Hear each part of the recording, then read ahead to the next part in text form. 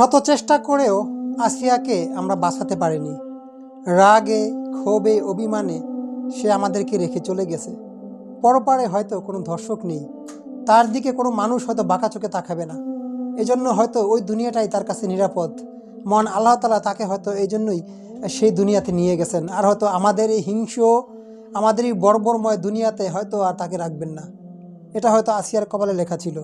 কিন্তু একটু ভেবে দেখুন, আমাদের এই সমাজটা কত নোংরা, কত কালো, কত কুৎসিত।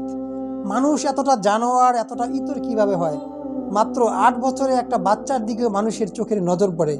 আফসোস যে আমরা কোটি কোটি মানুষের ভিড়ে ভালো মানুষের বর্তমানে বড়ই অভাব। তাই আসিয়ার জন্য অনেক অনেক দোয়া করি, মহান আল্লাহ যাতে পরপারে এই মেয়েটাকে ভালো রাখে। আর অভিশাপ দেই সেই সব দর্শককে যাদের ফাঁসি এই দুনিয়ার বুকে যাতে আমরা দেখে অন্তত মরতে পারি। এটুকুই আমাদের চাওয়া পাওয়া বাঙালি জাতি হিসেবে। আমরা আর কিছুই চাই না। আল্লাহ হাফেজ।